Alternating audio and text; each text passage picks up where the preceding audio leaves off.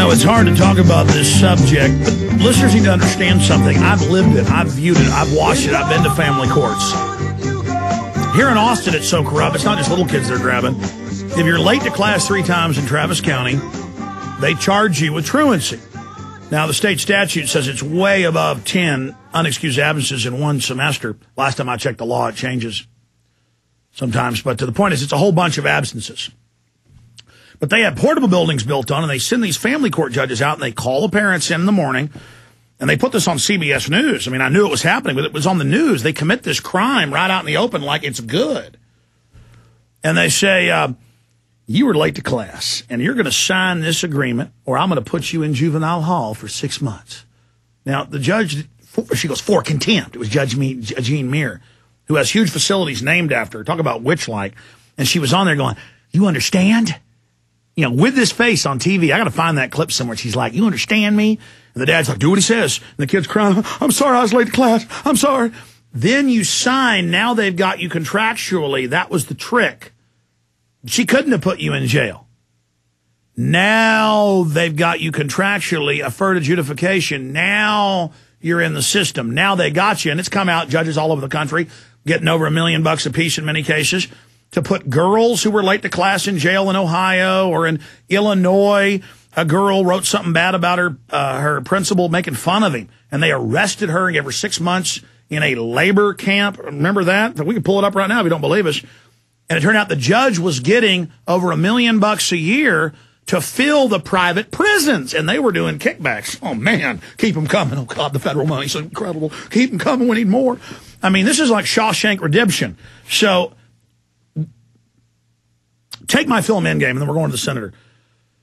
In there, we have a clip from the state Senate, and the representative asked her, Susanna Hupp asked her, she says, why do you put 60+% of the children on Prozac-type drugs? And the head state board psychiatrist says, well, they have bad genes. There's no test for bad genes. They do. They just make it up. Anyways, ma'am, please continue with the bounties, because we've confirmed these, but you separately brought them up. For folks that don't know, the adoption agencies put out little bounties. And this is all even done on the up and up, but there's also a little under the table. Tell us about the bounties on people's children. Certainly, these children come with bounties because we know that the incentives are available there. The federal incentives are available, and they can be $4,000 or $6,000. But actually, there is a beginning formula in which each bonus is multiplied. And this sounds complicated. It really isn't, but this is what the states go by. Each bonus is multiplied by the percentage that the state has managed to exceed its baseline adoption number. Therefore, the states and local communities work hard to reach their goals for increased numbers of adoptions for children in foster care. So, therefore, you get to the end of the year and a Child Protective Services department in some state or in a county there in the state may not have taken as many children as they need to, and they have their formula or their bonus increases on the wall, and it tells exactly how many more children they need by the end of the year. So it's just like a sales shop at a car dealership. They got the sales manager, and you're not going to reach your goal, Bob. That's exactly right. That's exactly right. In the cases I saw, in this one case, there was this auto mechanic and his young wife, and she had tested positive 3 years before. They don't tell you when you're at the hospital. They're testing your blood, and they go, she's got marijuana in her. No judge, no jury, no second test, no process. They come and take the blonde-haired, blue-eyed baby. Well, this is 3 years later, and so they contacted my show, and they said, we're pregnant, we're going back in the hospital, we just want to make sure they don't try to take them. They call. I leave the radio that day. I drive down there. I go in with a camera. The cops say, turn your camera off. I say no. We open the door up, and the cop, and Mike Hansen was a witness to this. The camera doesn't pick it up very well. Mike Hansen was there. He got there even before me, and the cop actually had his hand on her neck, making her sign it. You can't make this stuff up. This country's so gone, folks. And because they have special CPS cops just assigned to them who are particularly devilish.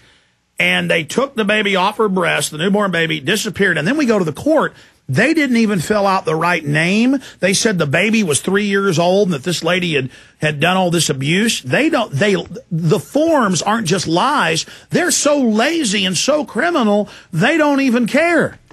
They just use old forms and on. Have you ever seen that, Senator? Well, I haven't exactly seen that. I do know that they take children right out of the hospitals, and sometimes they're 1 or 2 days old. But the caseworkers and social workers oftentimes, very often, are guilty of fraud, and they do withhold the evidence, and they fabricate the evidence. And their whole goal is to terminate the parental right of the parents. And parents are just left at the mercy, and all of this in the best interest of the child. Those words, in the best interest of the child, have been redefined. It's not in the best interest of the child. The bottom line is taking the children for money. And the law was written, for those that don't know, I'd like you to speak to this because I know you're an expert on it, so you can speak to it. It was written to where, we're supposed to keep the family together and give it to grandparents or the other spouse. Grandparents don't like how the parents are operating. They advertise on TV to tattle. The grandparents go and tattle, and then they don't get the children 9 times out of 10. Yes. There are lots of grandparents that cannot get their grandchildren, even when it would be best if say the parents are on drugs. Someone does need to have access to those children, but oftentimes the grandparents are turned down. Now, there is a policy that you're supposed to secure a relative immediately for those parents, but oftentimes that relative is never sought out. The grandparents are never given the children, and a stranger then comes in and takes over the lives of those children. And there is absolutely no financial resource or no real drive to unite the family back together, or to keep them together, or to provide any effective care for the family. That is completely gone. Now it's destroying the family. Well, right out of high school, I learned about this because for the summer I worked for a large carpet cleaning place. And we would go to these houses, because we might go to 6, 7, 8, 9, 10 houses a day sometimes, and I'd say, what is this? And it'd be usually a middle-class house, 5-bedroom. Parts of it be nice. There'd be rooms locked. There'd be kids walking around in shorts with their shirts off, ages 3 to 10. There'd be marijuana smoke. There'd be some fat. It always looked the same. Some pervert-looking adult. And then because you'd be in a 2-man team, and I was with the older guy who knew about it. He goes, this is some foster parent house. And I'm not attacking all foster parents, folks, but I saw what it is. It's lazy potheads or alcoholics that get 4 or 5 kids, and that's their business, is they warehouse them, and they're always getting caught killing them or locking them up or giving them 1 hot dog a day, bread and water, because they want all that money for their drug habit. And that's why I've seen statistics of foster parents being 5 times more likely to abuse children than any other group. You're exactly right. The children are much more likely to be abused in foster care than at home with their own parents. The beginning of this journey for me began with a grandmother who was trying to get her 2 granddaughters in one of the counties in my district. The Child Protective Services had removed the 2 little girls from their mother, who was very young, and they based it on the fact that there was an unopened can of beer in the front of her car. They took these 2 little girls over to an adjoining county, put them in foster home over there where they had 18 children, all kinds of little rooms downstairs in the lower level of this home. And one of the caseworkers in that county was a pedophile. Of course. Who lived in that home and regularly sexually molested the children who were in the foster care. Ugh. When this came up in court, I went to court with this grandmother and sat in the back of the courtroom.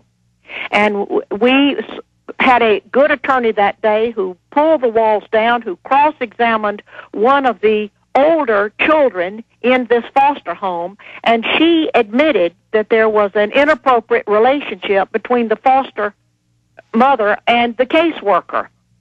And then it got a little worse, and then the juvenile court judge got all nervous and said, "Counsel, meet me in my chambers," and they went out and stayed 5 minutes and came back, and I